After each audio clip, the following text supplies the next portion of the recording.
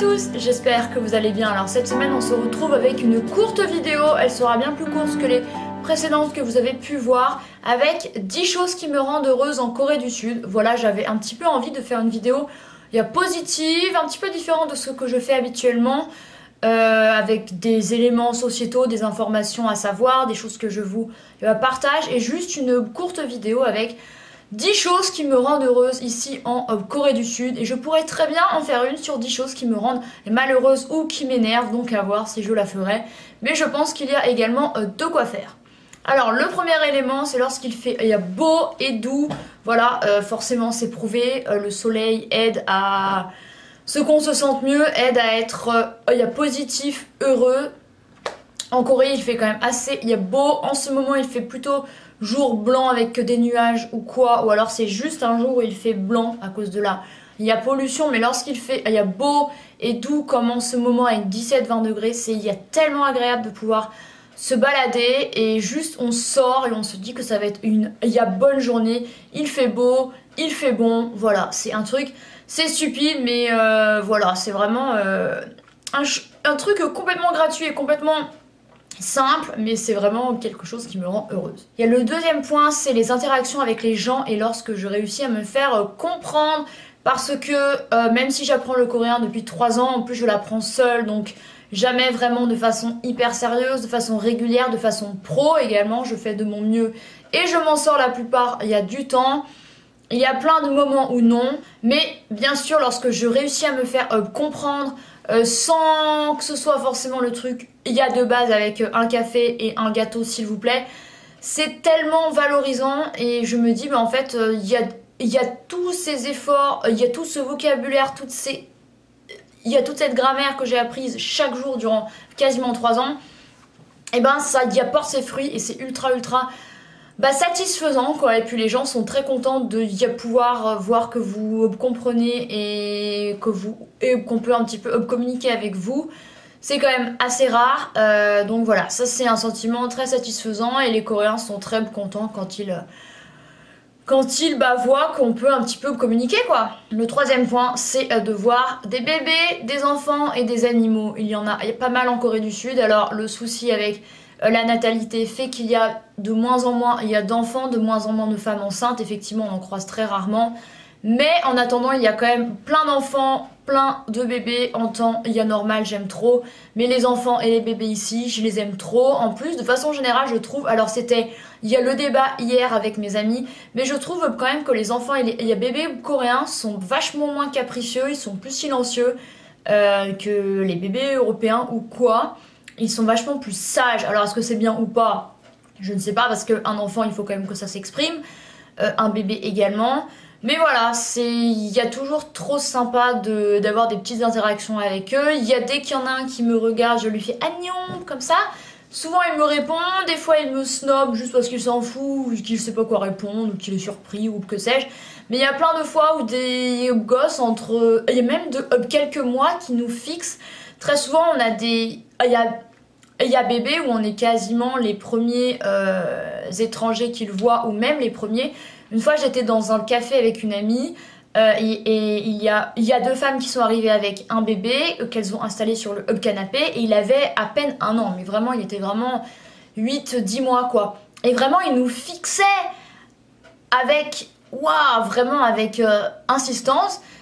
Et du coup il y a sa mère nous a dit qu'on était effectivement les premières étrangères qu'il voyait. Donc c'est vraiment trop chouette et on a eu plein d'interactions avec des enfants, des petites phrases, il y a bonjour, au revoir ou quoi. Et puis très souvent, les parents répondent aussi, ils sont très contents de voir qu'on s'intéresse à leurs enfants ou juste qu'il y ait cette approche en fait, juste un bonjour. Très souvent, ils sourient, nous répondent, enfin c'est vraiment très cool. Et c'est la même chose pour les animaux. Alors les animaux et les humains, c'est pas vraiment la même chose. Mais ça aussi, ça rapproche. Une fois, on était il y a pique-nique à Seoul Forest et il y a un gros chien, un Golden Retriever, qui s'est approché de nous parce qu'on y a mangé et on a un petit peu discuté avec ses propriétaires.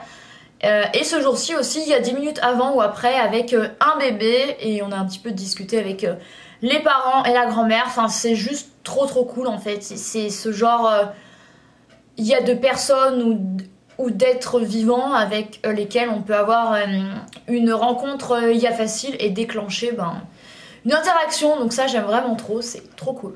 Le quatrième point, bien sûr, c'est la Corée du Sud. Qui dit Corée du Sud dit musique et K-pop de façon générale, bien qu'il n'y ait pas du tout que la K-pop ici. Mais moi, c'est surtout le genre de musique à laquelle je m'intéresse, bien qu'il y ait aussi un petit peu du rap, du hip-hop et quoi. Mais de façon générale, il y a d'entendre les musiques que je connais, que ce soit dans les restaurants, les cafés, les magasins et même dans les rues. Très souvent chez UpKT. À l'extérieur du magasin, donc c'est un opérateur téléphonique, il y a de la K-pop, c'est clairement pour attirer le chaland. Et je sais pas, ça va être juste trop bizarre de se dire je suis ces groupes, j'écoute leurs sons, je regarde leurs vidéos et ils sont diffusés où je fais mes courses actuellement. Quelque chose qui n'arriverait jamais en France, ou quasiment, il n'y a pas, bien qu'il y ait, il y a Bershka apparemment qui le fasse de plus en plus. Mais voilà, c'est juste trop satisfaisant et moi ça me fait juste trop plaisir parce qu'en plus j'adore la musique de façon générale. J'écoute de la musique il y a tous les jours. Donc entendre ces artistes qu'on aime bien vraiment dans des endroits random ou dans des endroits plus connus en Corée, je trouve ça trop cool quoi. Cinquième point, on reste avec il y a la musique, les acteurs, les dramas, la culture coréenne et le soft. Il y a power de façon générale. C'est de voir des affiches, que ce soit de publicité, de drama, de films, il y a d'albums, de comeback, il y a d'événements, il y a d'anniversaires et tout ça en rapport avec les idoles, les chanteurs, les acteurs, les célébrités que je suis ici. C'est vraiment très drôle de voir à quel point ils sont super inclus dans la société. Et très souvent on a des chanteurs, des acteurs qui font des publicités, qui font des collaborations avec des grandes, il y a Marc, on a NCT avec, il y a Puma, on a Blackpink pour Adidas, BTS pour Samsung, enfin plein de trucs dans le style et vraiment ils sont omniprésents et du coup les gens s'en foutent, c'est en fait ils passent et vu que c'est si ancré dans le quotidien et dans la norme que eux ils s'en foutent, mais pour nous c'est vraiment chouette parce qu'en France c'est pas du tout ça quoi, c'est assez rare quand même qu'il y ait notamment des chanteurs en France qui soient sur autant d'affiches aussi présents en fait dans le quotidien.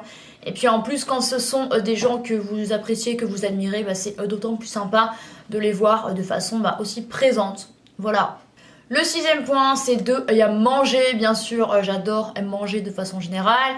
Ici, à Séoul et en Corée du Sud de façon générale, on a cette chance d'avoir accès à plein de types de nourriture sans forcément que la nourriture coréenne parce que j'aime énormément la nourriture coréenne, ça dépend des plats, mais au bout d'un moment ça saoule un peu, on veut un petit peu manger autre chose.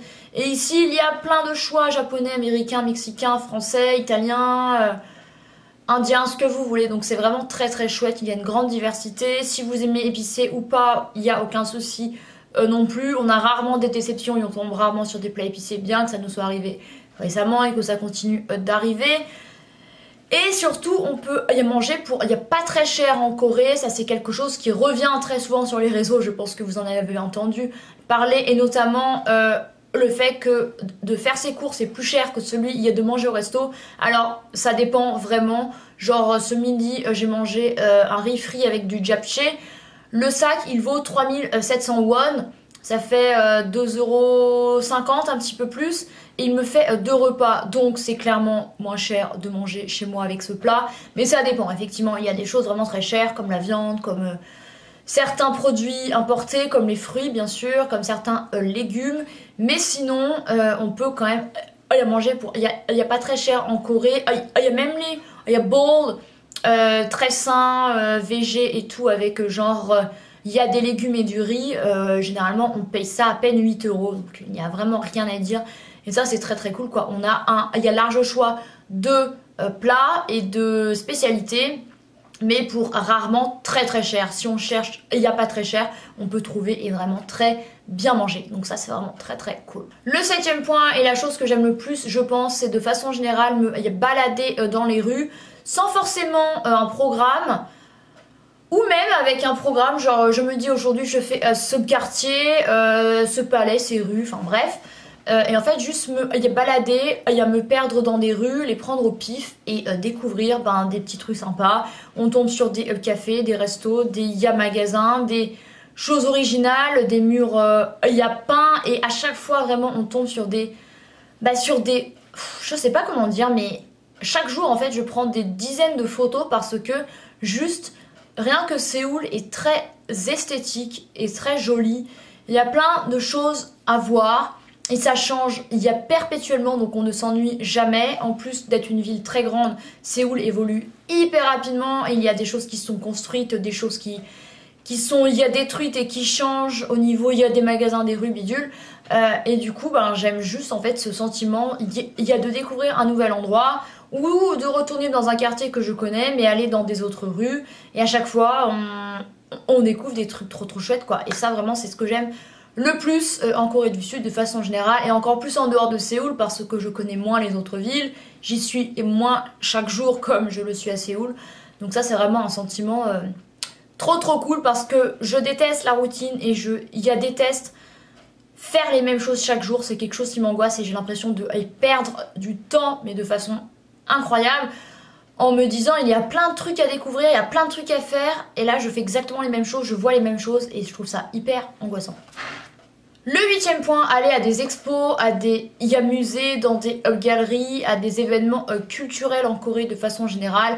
Je vous l'avais déjà dit dans une vidéo que je vous laisserai ici, il me semble que j'avais fait une vidéo sur ça, je ne sais plus, bref, qui était Séoul, une ville culturelle. Il y a tellement de galeries, de musées, d'expos, il y a papeterie, de librairie, enfin plein de choses en fait juste en rapport avec l'art, la culture, l'histoire.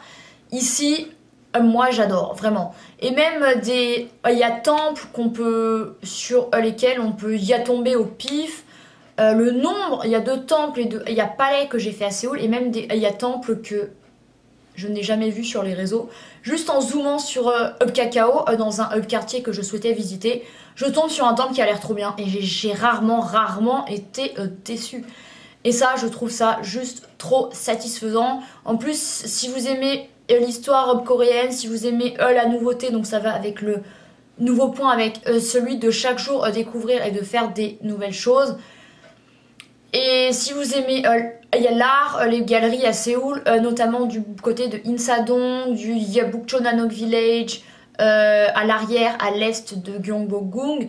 Ici, il y a plein de hub galeries et elles sont quasiment, il y a toutes gratuites. Donc il y a un accès à l'art en Corée qui est juste génial. Bien sûr, vous avez des expositions qui sont payantes, mais souvent c'est des choses qui sont modernes, comme les expos immersives. J'en ai fait une fin de semaine au moment où je filme la vidéo. Elle était à 15 000 won, donc ça fait 10 € et quelques l'entrée, c'est cher. Mais c'est vraiment un truc avec plein de lumière et tout, et ça c'est les choses les plus chères en fait en Corée. Même de voir il y a tableaux, des objets, il y a d'art, des créations artistiques, c'est moins cher. Et quand vous allez visiter un palais en Corée, c'est 2, 3, 4, 5 000 won, c'est 1, 2, 3 €, c'est rien du tout pour un truc qui est là depuis super longtemps, qui est très important dans la culture coréenne. Donc voilà, ça c'est quelque chose que j'adore en Corée, c'est que l'accès à l'art, à la culture est hyper vaste, et en fait de faire plein d'endroits comme ça culturels, artistiques, je trouve que ça... si vous aimez ça, bien sûr, ça ouvre l'esprit, on voit plein de nouvelles choses, on peut être inspiré, je trouve ça trop cool. Le 9e point, c'est voyager de façon générale, voilà, en Corée du Sud. Je profite de cette année, alors ce sera l'objet d'une future vidéo, où j'en dirai un peu plus je pense, mais j'ai choisi de ne pas prendre de travail cette année, parce qu'en fait j'ai droit de travailler jusqu'à 25 heures par semaine. Mais j'ai choisi de ne pas le faire, parce que j'ai ma famille qui vient me rendre visite, j'ai des amis qui viennent, je vais au Japon, et en fait je me suis dit en fait je vais être super bloquée avec il y a tout ce que je veux faire, il y a tout ce que je veux expérimenter ici si je travaille. Donc bon, voilà, j'ai fait ce choix là, et du coup j'ai pu visiter Gyeongju 2 fois, Yeobusan 3 fois au moment où je fais la vidéo, bientôt 4 fois.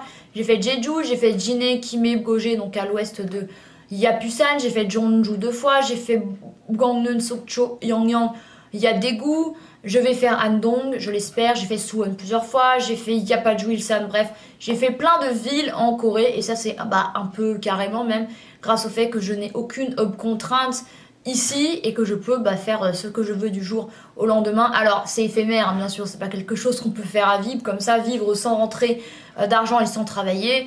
C'est il y a parenthèse, il y a d'1 an dans ma vie. Après, il faudra bien que je trouve quelque chose. Mais voilà, je ne regrette. Il n'y a pas, c'est pas facile tous les jours et je culpabilise très souvent. Mais je me dis, autant profiter d'être sur place pour faire le maximum de choses, en prendre un maximum plein les yeux. Comme ça, j'ai du contenu énorme pour mes réseaux sociaux, pour mes souvenirs en photo, enfin juste plein de choses. Et j'aurais fait énormément de choses en 1 an. Donc je pense que l'année prochaine, je me reposerai un petit peu plus. Mais voilà, voilà, c'est vraiment la chose que j'aime le plus. Voyager, il y a toujours une envie que j'ai, il y a perpétuellement de découvrir des nouvelles cultures, de nouveaux endroits, il y a personne, d'être vraiment un peu, il y a bouleversé et secoué et de voir autre chose. Je trouve que c'est si important pour qui on est et pour son ouverture d'esprit et rencontrer des nouvelles, il y a personne là, rien qu'à Séoul, mais ça va aller sur le point suivant. C'est celui de rencontrer des gens bien, de se faire des vraies amitiés. Et ça, très clairement, sans voyager, oui, on va rencontrer des gens, mais que des Français quasiment, qui parlent que français. Et moi, c'est pas quelque chose qui m'intéresse réellement. J'ai envie aussi de rencontrer des étrangers qui ont une culture différente. Il y a d'échanger au niveau social, sociétal. Il y a politique, éducation. C'est ce qu'on a fait hier avec des amis lors de mon anniversaire. On a parlé de plein de choses, surtout les problèmes en Corée. C'était hyper intéressant, quoi. Et de s'améliorer dans une langue, d'en apprendre de nouvelles. Je trouve que il y a tellement enrichissant et vraiment, je vais vous dire un truc, mais je vois une réelle différence entre des gens qui voyagent, qui vivent à l'étranger et des gens qui soit n'ont jamais voyagé, n'ont jamais eu cette chance, je l'entends bien que c'est une chance, mais c'est aussi une envie, hein. Il y a des gens qui claquent, il y a tout leur argent il y a dernier iPhone à 1300 €. À 1300 €, on peut faire plusieurs voyages en Europe. Voilà, désolé, c'est dit, mais c'est vrai. Donc pour certains, c'est un choix. Pour certains, c'est juste, il n'y a pas le choix. Il n'y a pas voyager, bien sûr. Mais je vois une énorme différence entre ceux qui voyagent et ceux qui ne voyagent. Il y a clairement une différence d'ouverture. Il y a d'esprit, de plein de choses. Et donc voilà. Et ouais, rester avec des gens qui sont bien, qui diffusent de la bonne vibe, il y a là pour vous, qui vous veulent du bien, et il n'y a pas juste des gens que vous allez rencontrer une fois que vous n'allez plus revoir. Ce sera également l'objet d'une future vidéo, et ça a un petit peu été l'objet de ma vidéo sur les Coréens sont-ils, il y a tous des lâches, que je vous laisse ici, qui est assez personnel, puisque je vous partage vraiment des rencontres avec certains Coréens que j'ai pu faire, qui étaient complètement à côté de la plaque, qui ont cru que j'étais quelqu'un que je n'étais pas, ou avec des idées préconçues sur les étrangères. Donc c'était vraiment vraiment très relou. Et ces gens, très clairement, j'ai perdu mon temps, je ne regrette pas vraiment, parce que grâce à ça, entre guillemets, j'ai pu voir que les Coréens n'étaient pas du tout comme les idoles, comme les acteurs qu'on peut voir dans les dramas. Alors bien sûr j'étais au courant, hein, bien sûr je suis pas une fille oh mon dieu, oh les idoles, bidule machin, il y a tous les Coréens sont des gentlemen et tout. Non, je savais bien que non, mais là ça a renforcé mon idée que c'est loin d'être comme ça, et que psychologiquement les Coréens sont très très très compliqués, voilà. Mais du coup être avec des gens juste que vous réussissez à bien trouver et avec qui vous échangez des choses intéressantes. Et même si au niveau culturel c'est difficile, au niveau de la langue on ne se comprend, il n'y a pas toujours juste qui sont, il y a là pour vous. Et rien que hier, j'avais des amis francophones, enfin français surtout, à mon anniversaire, ouais, francophones et français, une amie du Guatemala et des amis coréens, et vraiment c'était juste génial, quoi. C'est des gens proches que j'ai rencontrés il y a plus ou moins 2 semaines, 2 mois, mais il y a tous cette particularité il y a là les uns pour les autres, on fait des activités ensemble, on rigole, on s'entend bien, on s'écoute, on s'apprécie, c'est juste génial, quoi. Et ça c'est des gens que je n'aurais jamais pu rencontrer si j'étais restée chez moi dans ma petite ville vers Lyon, quoi, très très très clairement. Et ça c'est une richesse incroyable, parce que le jour où ils vont vouloir venir en France, je vais les accueillir, je vais leur faire visiter des trucs, je vais les conseiller, on va se revoir, on peut voyager ensemble, enfin je trouve c'est juste incroyable. Et voilà. Merci d'avoir regardé cette vidéo qui était assez positive, j'espère qu'elle vous a fait plaisir. N'hésitez pas à me dire quelles sont les choses qui vous rendent heureux, que ce soit en Corée ou en France ou ailleurs, on s'en fout, juste des choses qui vous rendent heureux. N'hésitez pas à mettre un pouce en l'air à cette vidéo si elle vous a plu. Merci d'avoir regardé cette vidéo. Je vous retrouve la semaine prochaine et n'hésitez pas à vous abonner et à activer la petite cloche dans les notifications. Et à me suivre sur Instagram. Je poste énormément. Bye!